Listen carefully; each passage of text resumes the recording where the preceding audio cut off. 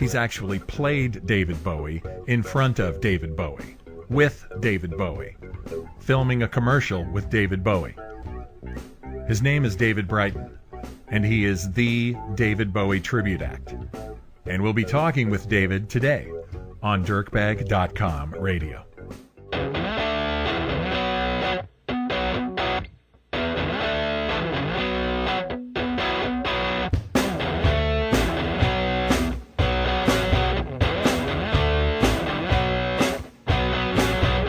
All right, it's Dirkbag.com radio. I'm Dirk. My friends call me Dirkbag, and I'm very pleased to have with me today David Brighton, best known probably for his work as doing a tribute to David Bowie. David, I want to welcome you to Dirkbag.com. Thank you, Mr. Dirk. Dirkbag, if you'd prefer. Yeah, no, this is pleasure. I want to say this is really great because I see everything you're doing on Facebook. And I see all of the dates that you're playing, and you're playing all over. Give me an example of some of the places you played, because you're all over the place now. Oh, various casinos, Paula, Harrah's, played a lot of casinos in Vegas. This weekend we're up in Fresno with Queen Nation. Yeah. And just venues all over the world, from casinos to fairs, festivals, theaters, concert halls. Speaking of Queen Nation, I know on occasion you guys get together to do the song that Queen and David Bowie did together, and I've got to imagine for you that's a great deal of fun. Oh, it's amazing. And it's really weird is we do the song, both bands, we do it separately whenever we play, but when we do it together, it's interesting to see the audiences. They just go insane because there's so many people that never got to see Freddie and Bowie, perform that live. So I was really surprised at how crazy people go, and it certainly is a high point of whatever show, either show. Do they perform? Did Freddie and David Bowie perform that live? Not to my knowledge. I've never seen any footage of anything like that. No. That's why this is so great. Because you've got Gregory and Queen Nation, who does a phenomenal Freddie Mercury. Oh yeah, he's brilliant. And you got you doing David Bowie, and it's musically and vocally, it's indistinguishable, I think, and that's got to be really something live. You are awesome. It's really fun. Like I said, Queen. There's no other band we'd rather be doing a co-headlining bill with than Queen Nation. They are just perfect fit, great bunch of guys, great band. It's really, really a lot of fun. Okay, so on your Facebook page, which I recommend, what's the link for the Facebook page? Because I recommend people hook up and follow you on Facebook. We have 3 Facebook pages. We have, Space Oddity, David Brighton's tribute to David Bowie. That's what we call the band page. Then we have the group page with basically the same name, Space Oddity, David Brighton's tribute to David Bowie. And then I have a personal, page under just David Brighton. And there's more than one David Brighton on Facebook. I'm the one in the Bowie get-up. Yeah, there's no mistaking the correct David Brighton.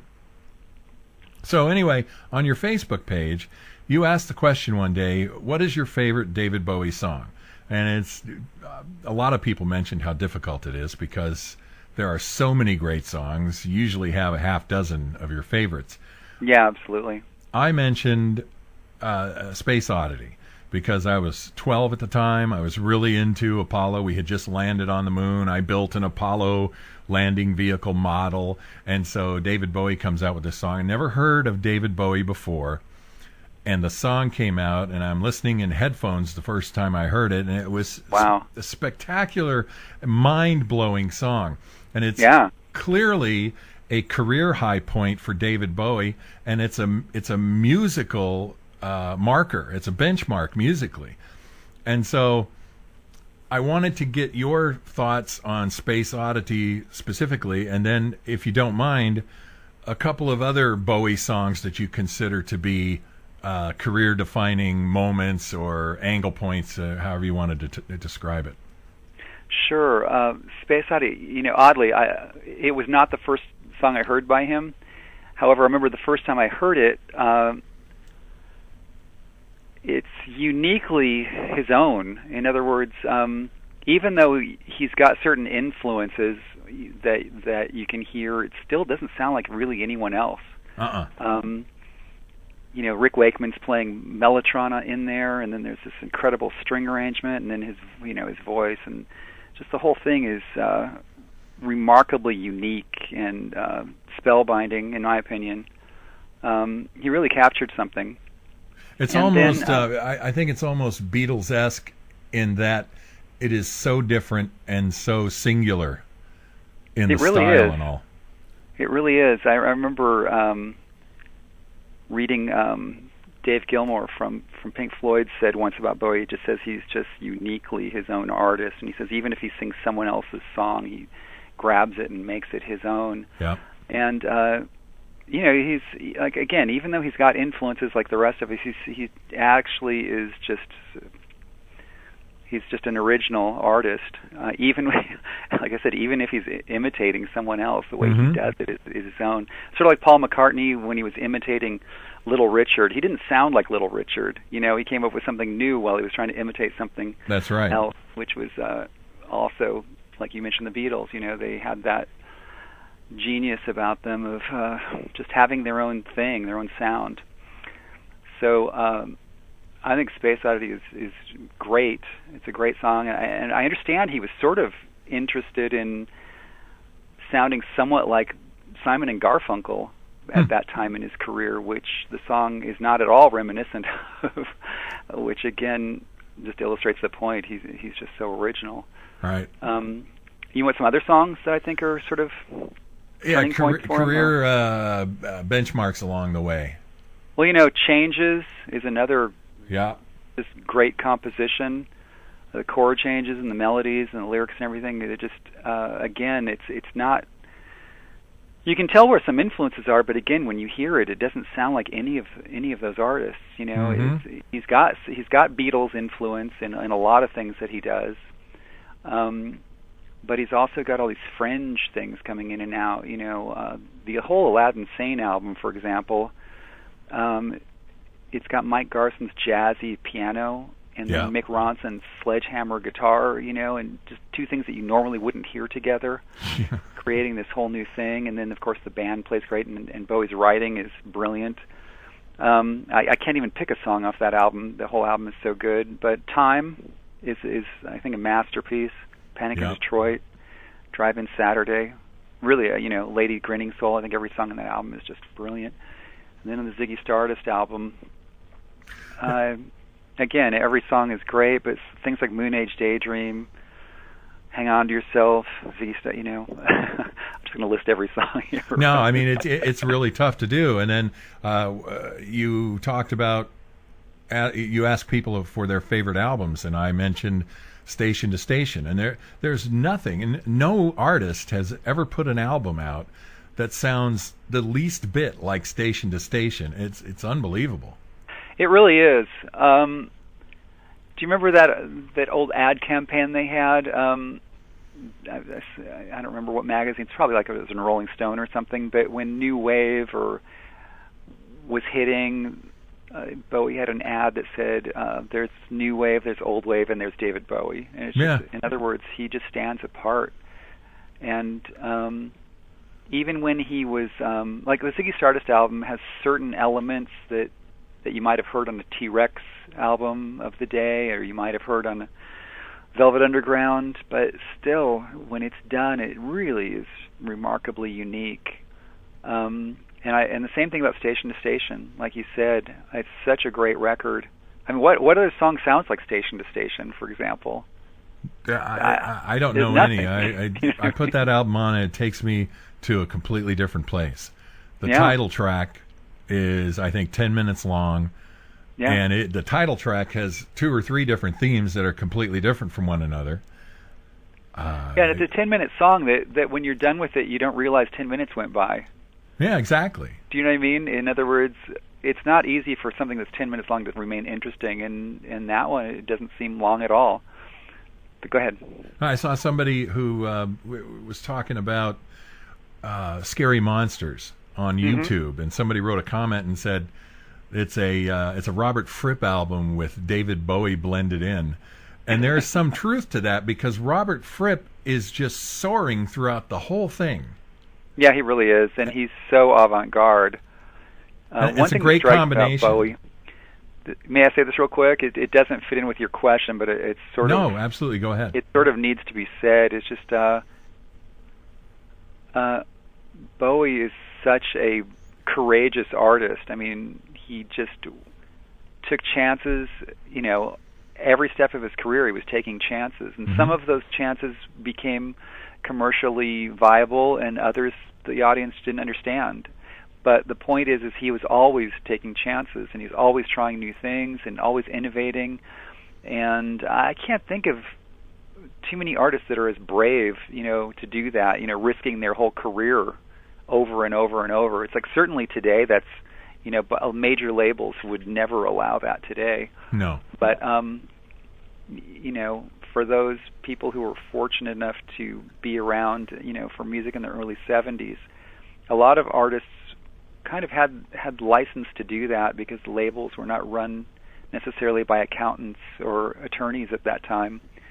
Sometimes they were run by people who liked music. Yeah, creativity was encouraged. It was encouraged for a few years, and then if I read my rock and roll history correctly, around 1976, with Frampton Comes Alive and some things by the Eagles, they started finding out that they could sell a lot more records than they were used to selling, and the labels started wanting everything to sort of fit into what their concept was of what they could sell the most of, and it sort of started changing there, according to what I see, in interviews and so forth by the people that were, the actual artists, Absolutely.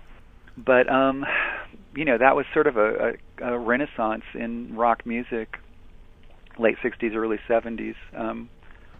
You had guys like Hendrix, really just trying anything, and the Beatles, of course, and you mentioned just about everybody was everybody able was. to try and then anything. It became discouraged later, but Bowie just didn't stop.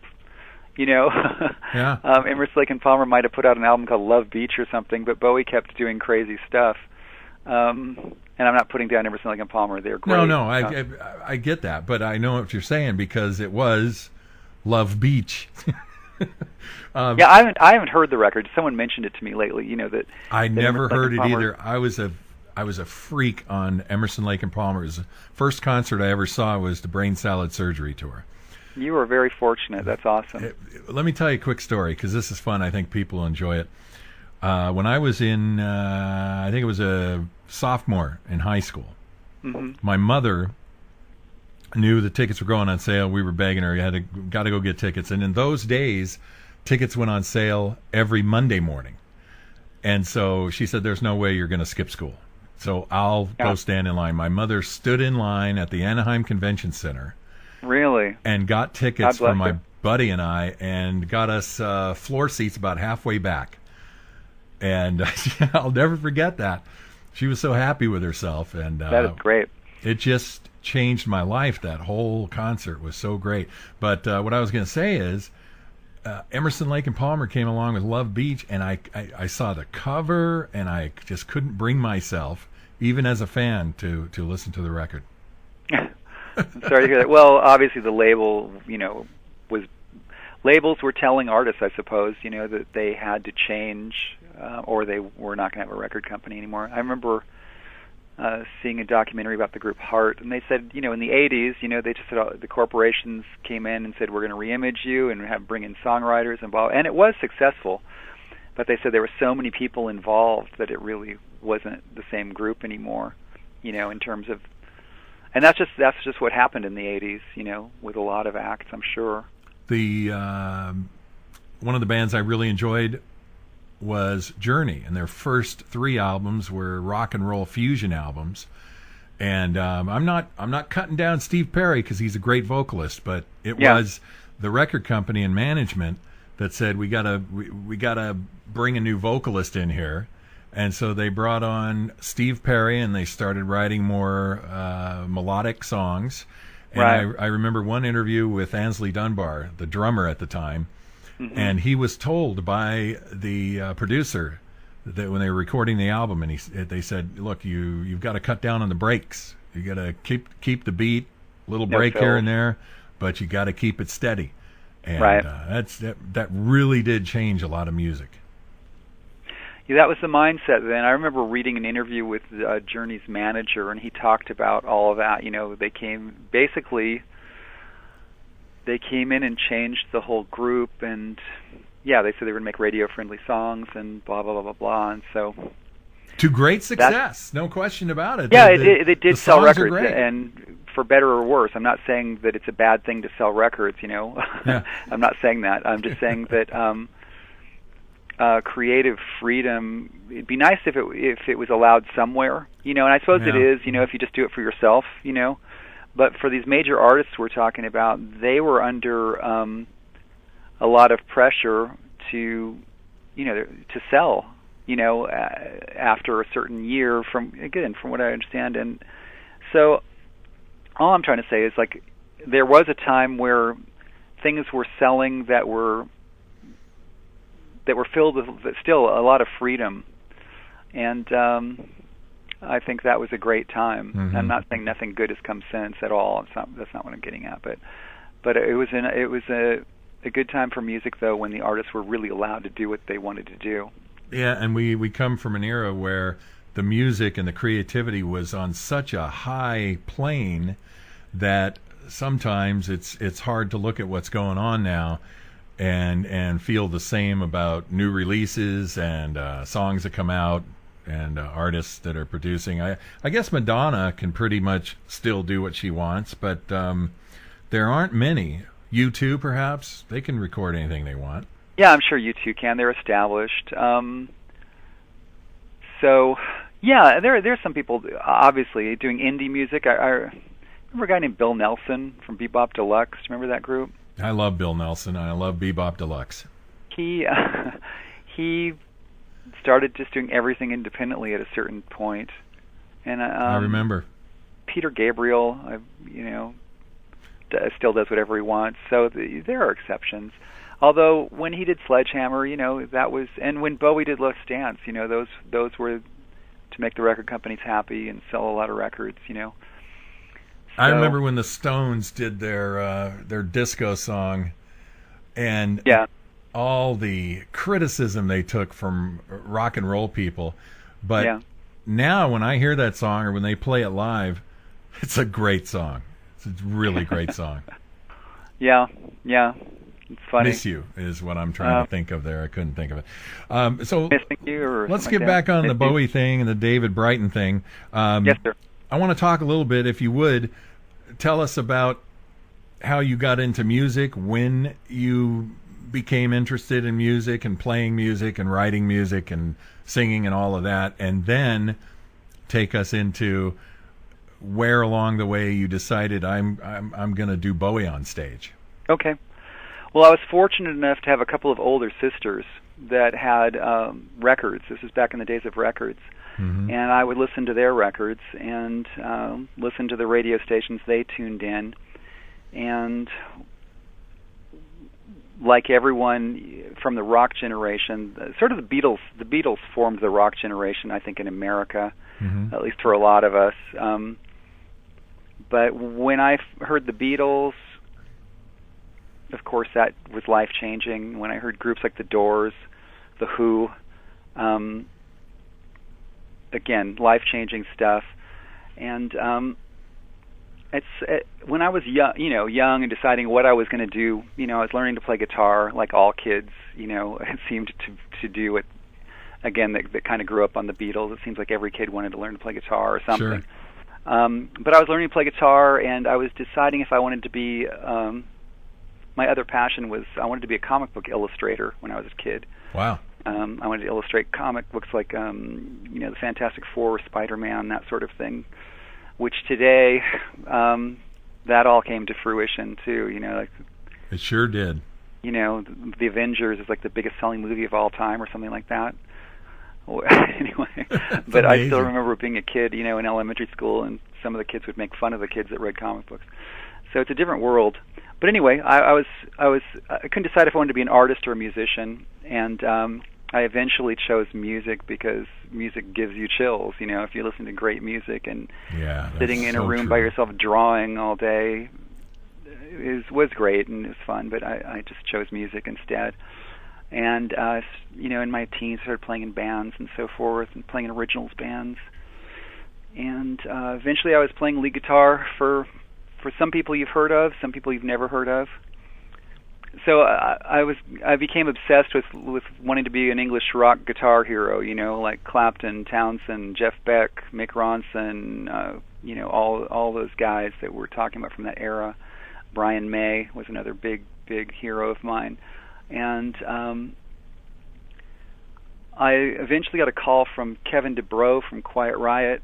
He asked me to play with them, and I played with other people with record deals and was out touring and doing all sorts of great things. I had my own band. We eventually got a record deal, and eventually I got married. And when you're playing original music, unless you're sort of on top, you know, unless you're in Queen or The Who or Tom Petty's band or whatever, you can either be you know, it can be feast or famine. Even if you're touring, you know, with label acts as a sideman, you know, you might be touring for a few months and then have a few months off. So, long story short, I needed to start making a living, a consistent living playing, and I sort of stumbled into playing with some of the original cast members of Beatlemania. They were doing a spin-off show called Twist and Shout in Las Vegas 6 nights a week.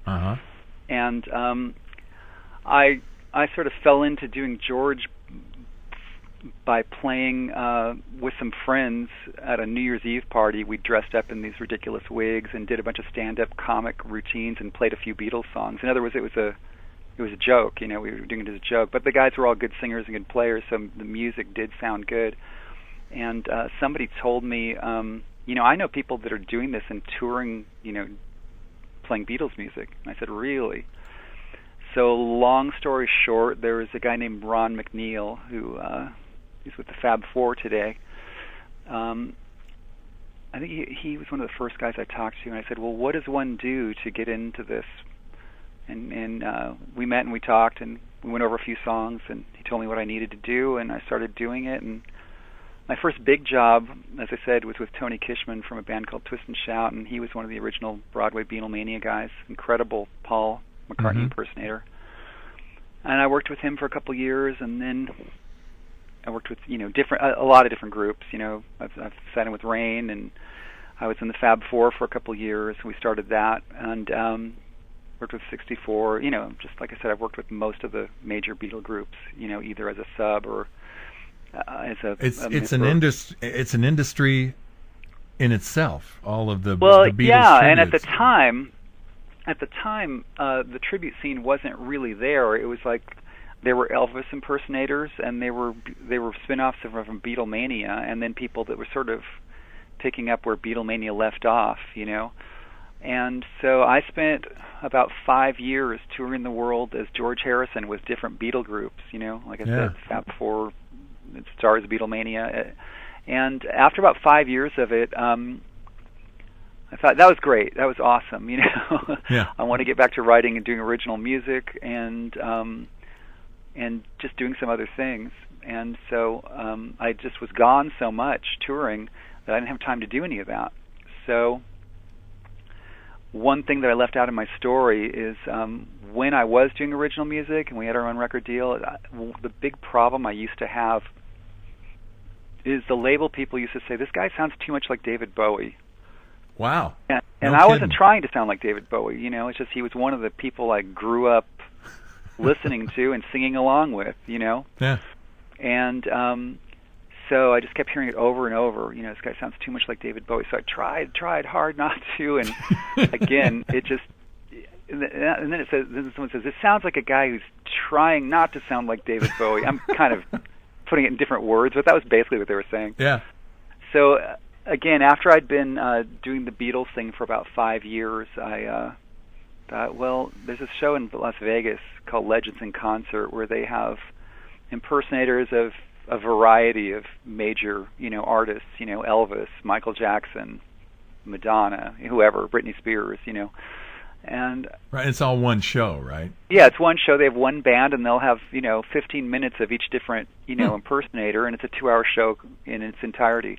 And so I got the idea, wonder if I could do that. And I had never fronted a band. I'd always been a guitar player, I'd sung and played guitar, but I'd never, put down the guitar and moved around like Bowie has. Bowie's this consummate dancer, mime guy, performer. Yep. Master of performance. I didn't know if I really had the guts to go out and do that or not, and I kind of wanted to see if I could, because in my originals band, that was one of the weak things, to be honest. It was that a guy playing lead guitar and being the front man. Jimi Hendrix pulled it off very well, but a lot of bands, they'll have someone playing lead guitar and someone else singing. You know what I mean? Absolutely. It's a tough thing to be one guy with the guitar and the voice. Yeah, it's just like visually you're going to have a more exciting show typically. Mm-hmm. There's many exceptions, don't get me wrong, but in my case it seemed like the show was going to be more exciting if the singer could move around the stage, and the guitar player could move around and play guitar. So anyway, long story short, that was another thing that I thought might be good, might be good for me to learn how to do Bowie, because I'd become a better front man. I was also just not as comfortable being a front man, as I was being a guitar player. So as I said, I'd been a side man for various people, and I was real comfortable, pretending to be Brian May up there or Pete Townsend or whoever, Mm-hmm. Yeah, it's like they so put anyway, it on American Idol. They put it as hiding behind the guitar. When they have a contestant who, every time he comes out, he's got the guitar in front of him. And there is an aspect to that, because when you put the guitar down, it's just you. And you feel naked. Yeah. And it's a whole different dynamic, and it's a whole different set of skills. There are exciting lead guitar players visually, a lot of them, a lot of those English guys, Jimmy Page, I'm not going to say Clapton, he's a great guitar player, but he wasn't really running around. But a lot of those guys, Hendrix were great showmen, Mick Ronson, Bowie's guitar player, great showman, Randy Rhoads was a great showman, and there was a whole list, of guys that were brilliant showmen with their guitars. But fronting and singing is like I said, is a whole different ball of wax. And so I decided to start the Bowie tribute, and I started building it. It took about 6 years, maybe 7 years before we actually performed. I was still touring with Beatlemania groups, around the world, and finally around the year 2000, we did our first show, and I remember I was petrified to stand up in front of an audience dressed in that whole get-up, and then have to move around. And Bowie's a great dancer. I'd never danced in my life, really. Yeah. So. Quick side journey. I have a buddy who's a Michael Jackson impersonator, and we did a show together in Nashville about a year ago, and he confided in me, he says, look, I'm a white guy who can't dance, but I can imitate Michael Jackson. Yeah. And I said, yeah, that's the same with me. I'm not a dancer, but I imitate Bowie, I learned I learned to emulate what I've seen him do. In spite of the fact that he's a trained dancer and I'm not. So, what was the first costume that you performed in when you were petrified that night? Well, I had 3 different costumes. I had what I call the Thin White Duke look, which is the 1976. It's like a black vest, black slacks, white shirt, and the red hair with the blonde streaks in front. Mm-hmm. And I had 1 or 2 Ziggy Stardust costumes, and I had the yellow suit. So even at the first show, I had 3 different looks. And the Ziggy Stardust suit was the most petrifying to come out. Yeah, but once you're out there and performing, it was most outrageous, Did it go over well? I mean, I would assume that the people responded pretty well to you. Well, here's what made it a lot easier for me. First of all, even though I was terrified, I wasn't going out on stage being myself. I was being someone else. Right. So you have this sort of built-in mask, and which I have read and heard, Bowie kind of invented Ziggy Stardust with a similar advantage in mind, that he's hiding behind a character and he could be as outrageous as he wanted to be and sort of by wearing it. It is sort of a mask for him. And as I said, when you're wearing a mask, you feel a lot more freedom.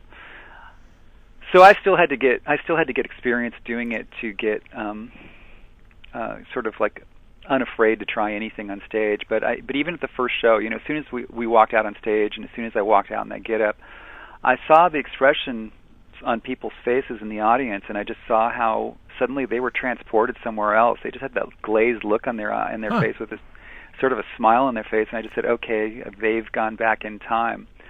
I don't have to worry about it. So I also had the advantage.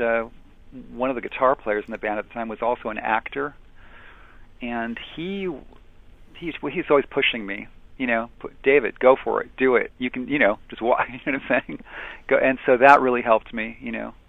But it was a very freeing experience because, as I said, I'd never fronted a band before, and these days I'm not really afraid to do anything on stage anymore. After having done Bowie for 10 or more years, it's just, well, it made me very comfortable. Let's, if you don't mind, we ought to go through some of the musicians that you work with, because without them, you don't have an act. No, I'm very, very thankful, blessed, and fortunate to have the lineup that we enjoy today. It took a number of years to sort of put this together, but I don't know where I'll start with Brooke. Brooke plays keyboards and sings, and Brooke had her own duo with her sister called Rainy Day Stone, and she worked with people that worked with Alanis Morissette and other industry pros, and she's just an amazing talent. We've got Chris Switch, we call him Switch. His last name is Sobkowicz. He goes by Switch in the industry. Mm-hmm. Chris has worked with a lot of great names. Oddly, Nancy Sinatra, who also our bass player has worked with. He plays with Gene Loves Jezebel and others. Our bass player Trent Stroh was with Eddie Money for 6 years. He's played with America and others. Our drummer Ryan Brown is actually recorded on a Bowie song. He's recorded for Foreigner, et cetera, and he's played on a lot of records, and he's played with a lot of great bands. Right now, he also, besides playing with us, he plays with Dweezil Zappa's band, Frank Zappa's son, and it's called Zappa Plays Zappa, which you have to be an insanely incredible musician to even talk to those people about auditioning, and he's their drummer. He's very incredible. True. We've got Paul Nelson, a phenomenal singer and guitar player who's played with Jan and Dean and Surf City All-Stars, and has a lot of his original songs in TV shows and movies. Incredible talent. Have I missed anyone? That's Chris, Ryan, Trent, Brooke, Paul. So as I said, we have three drummers actually, because in our band we all do more than one thing in life. Mm-hmm. So another one of our drummers is Jason Smith, phenomenal, incredible drummer. He's played with Jethro Tull and I don't know how many other names. Five for Fighting. That's Baby J, right? Baby J, that's correct. Yeah, I know Jason pretty well. Jason is an incredible talent. And Ty Dennis from The Doors was the Doors drummer for 10 years. He's another drummer that works with us quite often. And those are our main players. That's an amazing that's an amazing cast of musicians that you get to play David Bowie with. That's really incredible. Something. Like I said, I'm so thankful because not only are these guys world-class, incredible musicians, but they're a blast. They're really cool people. Really, when we're on the road, it's a great time. Instead of egos and arguing and all that sort of nonsense, it's just great from start to finish. We always have a great time together, and it's always a pleasure. And like I said, I'm so thankful. I just thank God for this band. As I said, it wasn't always that way. Sometimes you get divas. Sometimes you get people that don't show up. You know what I mean? Or sometimes you get people that can be difficult. And this is the easiest group of people I've ever worked with. They're just great, great, great people. Now, I was going to ask you, we talked about costumes before. You started with 3 of them, when you did your first gig. How many costumes do you have now? I'd have to count. I'd say maybe around 10. Wow. I've got maybe 4 different Ziggy Stardust era costumes. And when I say Ziggy Stardust, I don't just mean during the album. I mean when he had that haircut, from the albums that he had that haircut during were Ziggy Stardust, Aladdin Sane Pinups, and even the Diamond Dogs album. He still has that same basic haircut on that cover, and in the Rebel Rebel video, he's still got that haircut. But he changed his whole look, for the tour on Diamond Dogs. So he had a whole lot of costumes during the Ziggy era, and I think I have, like I said, 4, maybe 5 from that area. Well, maybe 5, maybe 6 even. Now that I think about it, I've still got the 1976 look. That's one of my favorite eras. The station to station look. Right. I've got the yellow suit. I've got the reality tour costume. So, and a couple of others. There's a couple of costumes I haven't unveiled yet, simply because I haven't figured out how to do it. You can only be off stage while the band's playing so many times during a show. That's true. Until the audience starts getting tired of it. Do you know what I mean? Yeah, because it takes the band playing an instrumental. Yeah. While you're off stage changing your costume. Yeah, I don't want to do that 20 times a show. I usually do it 3, maybe 4 times a show, at the most. Sometimes twice a show. It just depends on how the show's structured and how long it is. So I've got the hunky-dory look in the wings. I've got another look. I won't mention what it is in the wings, and we'll see if I ever get to use them. In the TV commercial that I did with Bowie, I got to wear the... You know what? You back up. You should tell a little bit about that story, too, because I remember when that showed up on Facebook, and I watched it, and I was like, well, first off, holy cow, I know that guy, David Brighton. But that got you a lot of press. That was really an amazing, I guess, break. I don't know what else to call it. It was really amazing. But I was out on tour at the time, and I got an email saying, David Bowie's going to make a TV commercial. We want you to audition to play all of his different personalities during it. He's just going to be dressed as he is today, and he doesn't want to dress up like Ziggy Stardust or his hunky-dory look or any of that other stuff. Will you come audition for this? And so, of course, as soon as I got home, I ran in and did a screen test for it. I sent them photos of me. I sent them a DVD of me performing, etc. And then I went in and did the screen test, and it was another one of those, nerve-wracking things. Mm-hmm. I was like, am I going to get this? This is terrifying. Anyway, needless to say, I was blessed enough to get it. Excuse me. It's always more terrifying when you really want it. Oh, I wanted it really bad, of course. Yeah. So yeah, and you know how uncertainty is. You never know what's going to happen in life. Yeah. So I was fortunate enough to be given that opportunity, and we were flown to New York, and I brought my costumes, and they made some more costumes. I brought my wigs, they made me some more wigs, and I got to meet the man himself and work with him, and he was the perfect English gentleman, and he was really, really a funny guy. And he did a lot of things off camera that no one had ever seen him do before. He is a man who knows performance from all eras and just has this huge, vast array of performance skills. Mm-hmm. And again, just sort of like Randy Rhoads. I'm going to backstep to this. Randy Rhoads was a guitar player that hopefully people know who he is or was. And I used to sit backstage with Kevin DeBro and Randy and the guys when Randy was in Quiet Riot. I used to sit and watch Randy warm up and hang out. And he was another guy that knew so much more on the guitar than ever got recorded. You know what I'm saying? It was just mm-hmm. like so little of what he actually could do was recorded, which but fortunately something was, before his untimely passing.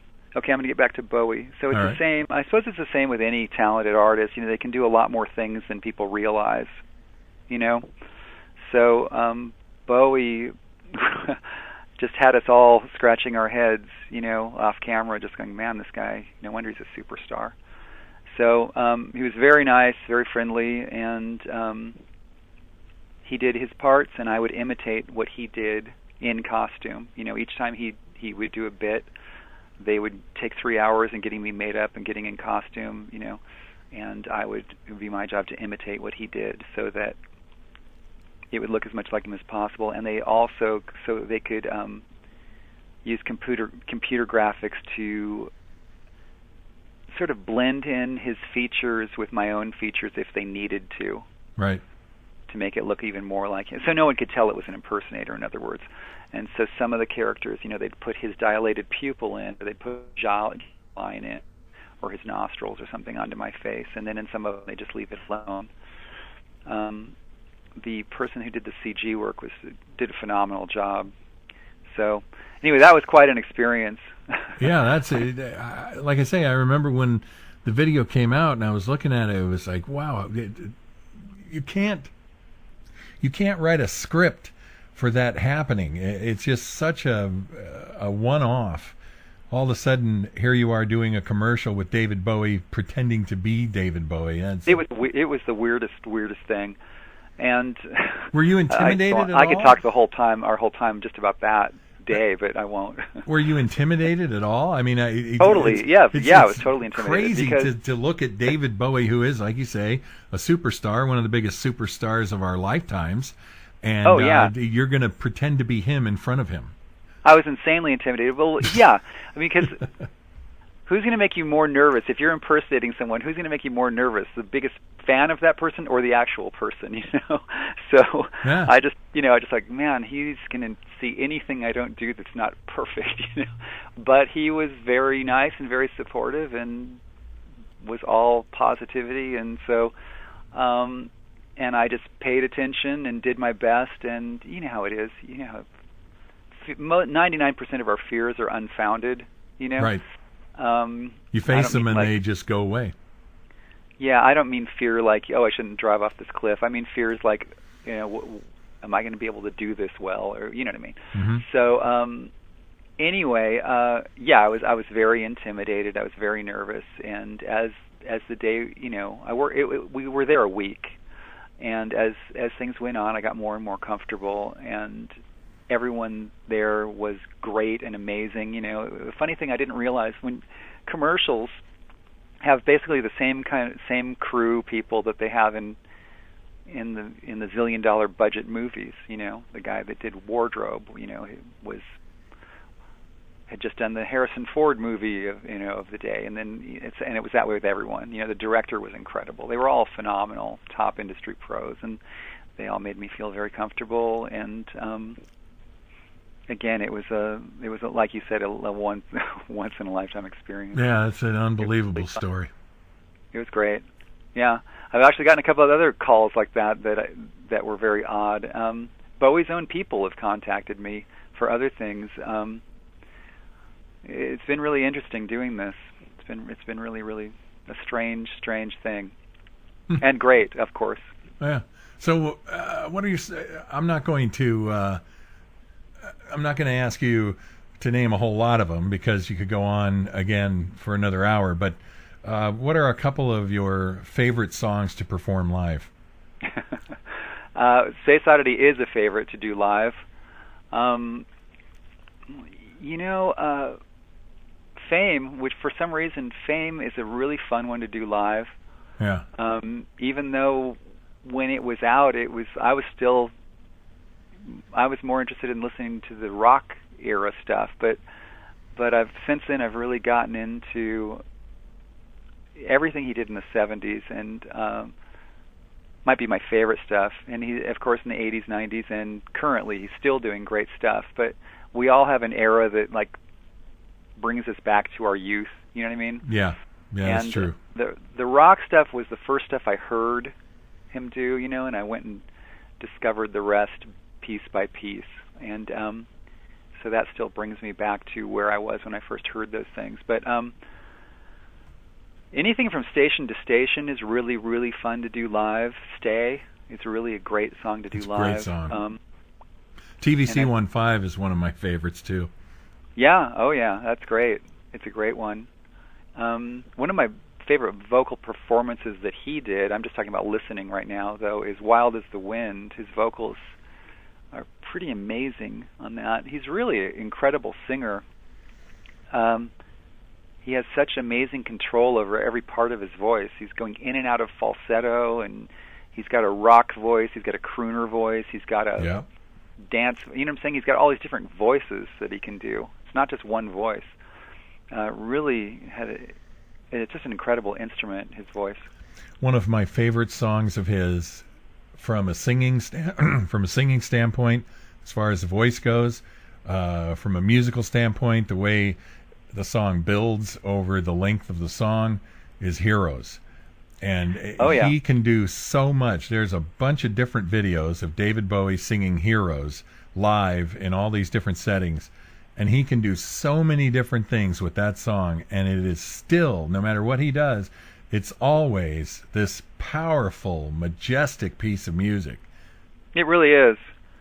And as you said, vocally, he's got, he's singing low, he's singing high, he's singing in between, and he's just, again, he's sort of a guy that's like, just really has full control over himself, when he physically, when he performs vocally, incredibly focused individual.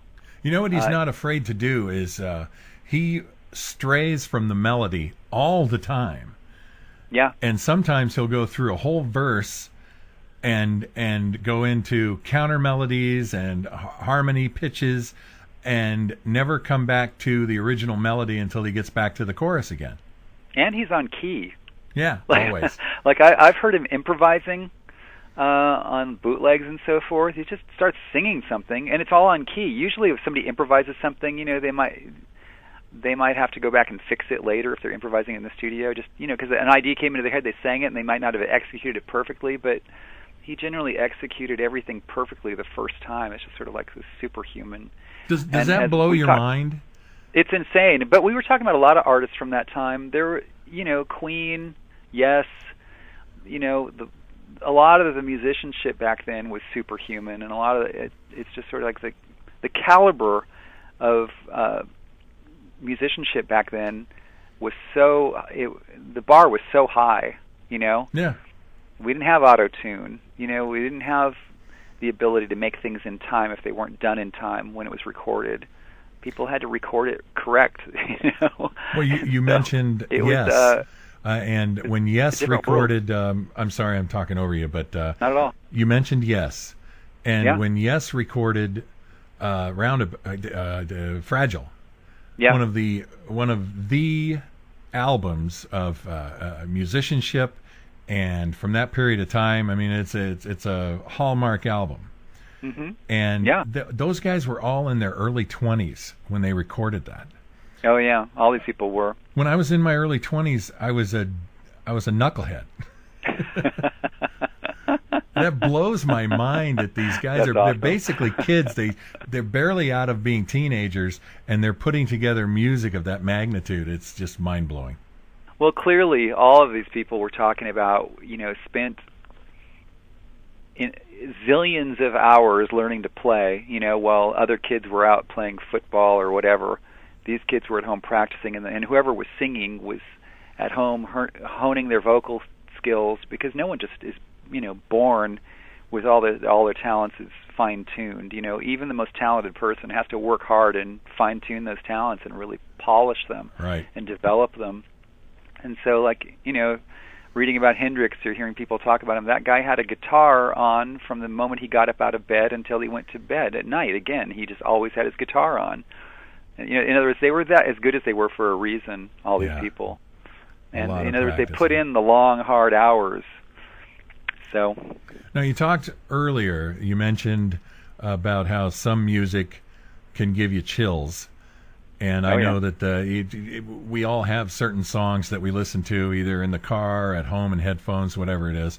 And there's certain pieces of music that reach that point that just always, for whatever reason, it gives you a chill down your back, and it's because the music is moving you.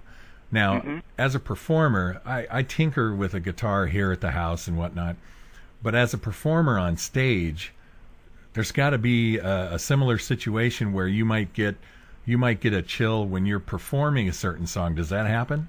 Yes. That's got to be really cool. I don't want to bore people to tears, but when you're performing, there are so many things happening. There's so many different stimuli coming at you at once.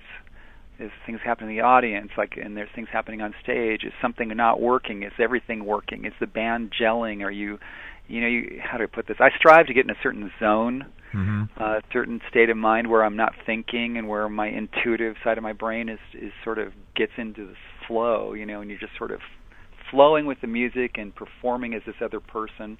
If I'm doing Bowie, and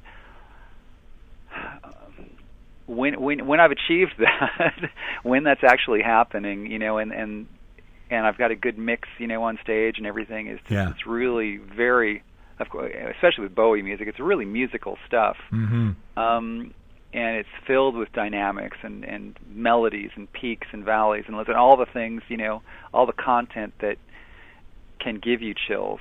So when that happens, we call that being a magic night, and as I said, with the incredible caliber of musicians that I have a friend of mine who calls honored to play with, that can happen quite often.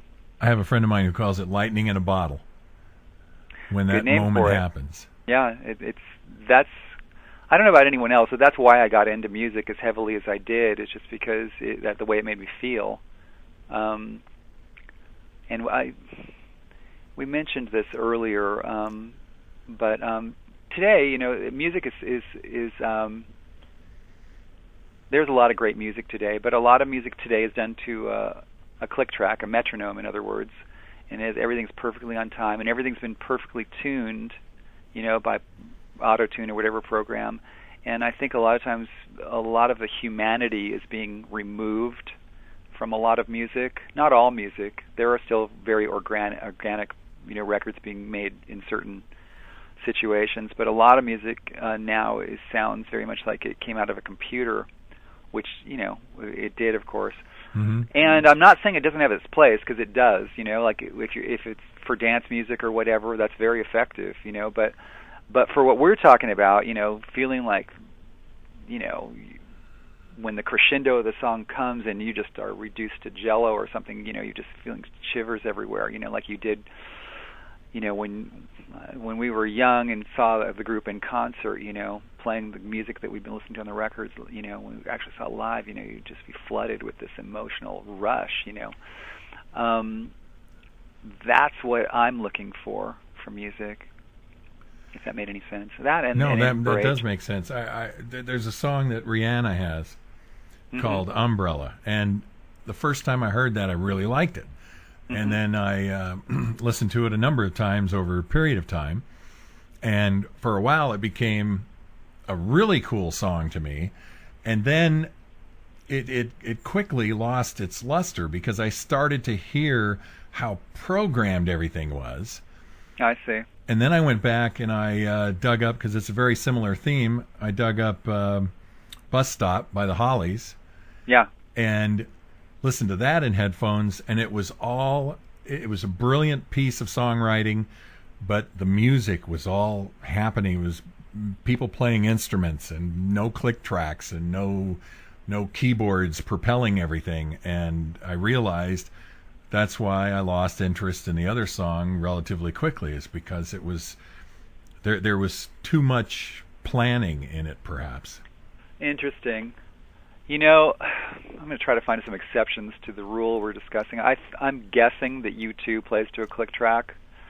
I'm guessing, a song like The Streets, what's it called? Streets Have No Name. Yeah. One of my favorite songs of all time, and, one of my favorite groups. I'm guessing they play to a click track, but they maintain their humanity. Anyway, like Bono's vocals don't sound tuned. He gets a little off key at times. I remember listening to a Sheryl Crow album recently, her first album, and hearing a lot of little vocal imperfections that they would have fixed today with auto-tune. And since I'm used to hearing things that are auto-tuned now, I noticed them.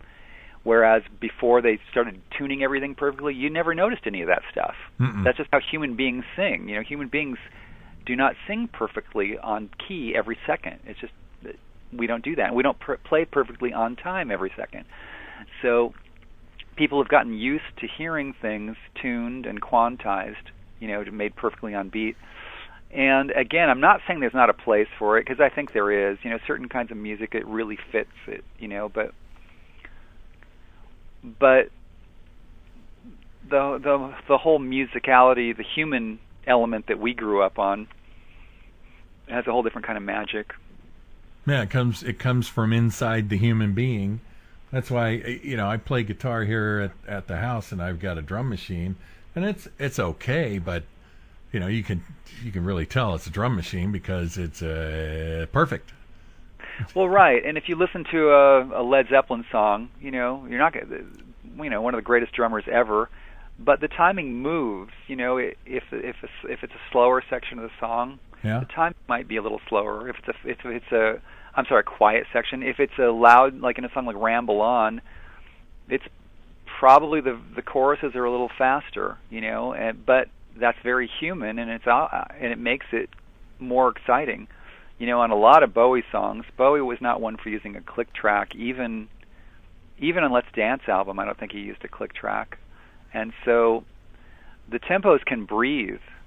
You know what I mean? Yeah, and I mentioned on your Facebook page about Golden Years, one of I don't know why, but it has always caught my ear and made me wonder why he did it when he sang Golden Years, wop, wop, wop, and that last wop is a little slower than the first two. Well, obviously that's how he felt it, Yeah. and it's just probably how he felt it, and it's like that throughout the whole song, and it's great. It's one of the things I love about that song, because he does not sing those three wops in perfect time with the music. Right. It's great. Right. Yeah, again, I'd like to see some humanity injected into more of what's going on today musically, but again, there are some people that grew up with things the way they are, and when they hear something that wasn't recorded that way, they have trouble relating to it. So, one thing the tribute thing, I want to talk about one more thing real quick, and then we'll get into some of the dates where people can see you. But at a lot of the shows I go to for a lot of different bands, you get a lot of parents bringing their kids, and I think that's one of the coolest things about parents being able to bring their kids, and they like to stand up front, kids especially, 12, 13, 14, 15 years old, and they're watching your band and you perform David Bowie, and they may never get a chance to see the actual man perform. Yeah, isn't that crazy? Especially with the Beatles, you see that, and because the Beatles sort of reach every generation, and we're seeing it with I don't know how they do it. They just have a universal appeal, and we're seeing it with Bowie too. Like you said, people do bring their kids, and it's funny to see a kid with like a Ziggy Stardust T-shirt on, a 7-year-old kid or something. It's really awesome. Or with an Aladdin saying "lightning bolt" across the face T-shirt. What's interesting is like. In the rock generation, most of us didn't really like our parents' music. We liked our own music. It seems today, I remember playing for a friend once. I won't mention what the decade they were from, but it was somebody I met, through our band, and I remember playing them the whole Who's Next album, and turned them on to Bowie, and played them a bunch of Bowie albums, and I think I played them the whole Ram album, Paul McCartney. Mm-hmm. And this person who was younger said, "Now I see why your generation is not impressed by my generation's music." Wow. Because they just said, "This is so much better," That's quite a realization. Anyway. Pardon me? Quite a realization. I thought it was an interesting comment. Mm-hmm.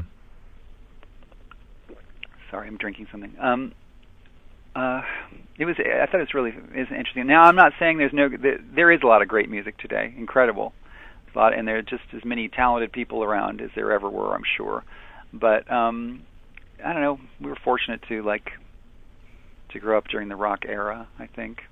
It was very special. Or discover it, however we came to it. Very special, very creative era. Yeah.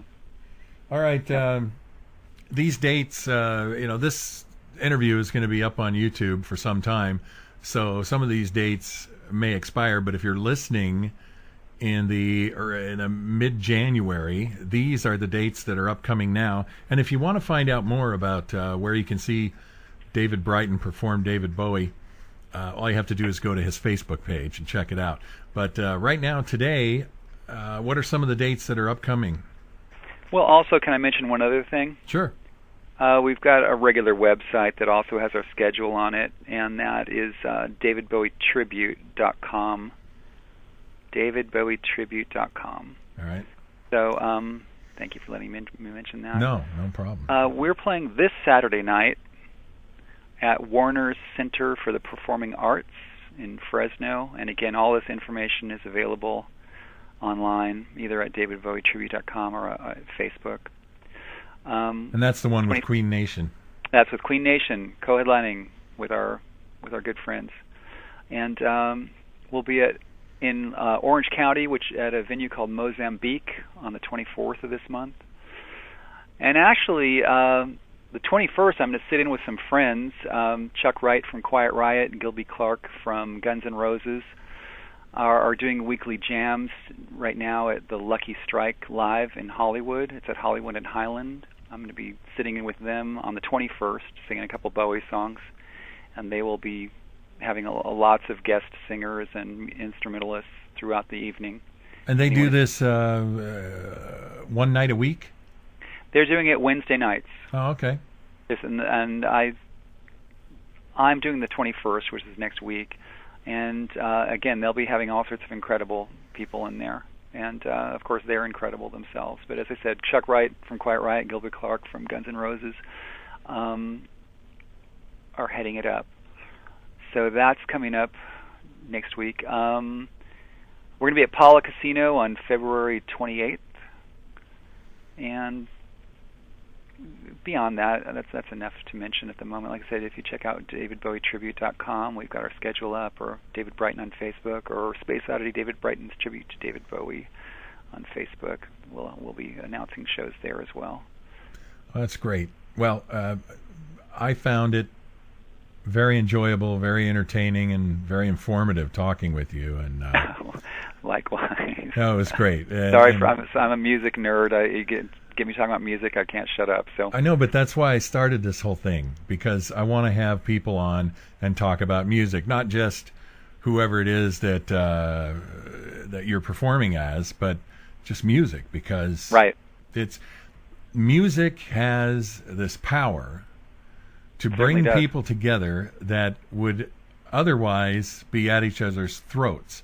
And I know that I get so tired of all the other things in our life that separate us, but you can sit in a room with a bunch of people and you all enjoy the music and everyone is your brother and sister. It's really nice. Exactly. It also can help you get through life, in other words. Mm-hmm. Many times. At times we're all under pressure or have loss or depression or whatever, and sometimes a great piece of music can just lift your spirit, so to speak, and help you get through the day. Music is amazing. And sometimes you realize that the songwriter must have gone through something very similar to what you're going through. The most typical, I think, would be the breakup of a relationship, because there are certain songs that you go to for that knowledge that somebody else felt the same way. Oh yeah, I think I think we all go through. Yeah, exactly. Just to blab on about it. No, it's funny how we all sort of experience very similar things in life, and when you hear someone articulate it, someone who's brilliant at articulating things is Bob Dylan, just maybe the best lyricist I've ever heard of. He just has a way of putting things, that just go, well, I wish I could have thought of putting it that way. But anyway, yes, I'm saying that's my long way of saying yes to what you said. Well, David, I want to thank you very much for taking the time. It's an honor. And once again, it's davidbowietribute.com. correct. And I assume on that website you've got the links for all of your Facebook pages and whatnot. Yes, we have the link to the main Facebook page. We've also got a YouTube channel, and all that stuff is listed on there as well. Great. Well, continued good fortune in your pursuit playing David Bowie. And do you still do original material? Yes, as a matter of fact, I was in the studios today before we started talking. So yes. Great. You ever publish any of it? I haven't, to be honest. Since I've been doing the tribute thing, one gets so busy doing that. Yeah. So the last thing you would want is for something original to really take off, and then now you're stuck. What are you going to do? Well, one goes where the opportunities are, I suppose. But we recorded a couple songs. Brooke from our band, we recorded a couple of her songs, and that's out. That's available. And I've been working on an album with a couple of the guys from the Bowie band, and a couple of other people as well are involved. And that we're maybe 3/4 of the way through with that. So we will be putting it out when it's done. But as I said, we don't have the luxury of going and booking a studio for a whole month and just blasting it out. It's like we work on it when we are in town and when we can all get together or whatnot. When schedules work. Okay, great. Well, again, if anybody wants to know anything else, they can get in touch with you at davidbowietribute.com. David Brighton, once again, thank you very much. It's been fun. Thank you, my friend. Take care. It's dirtbag.com radio. We'll be back again. Take care now. We'll talk again.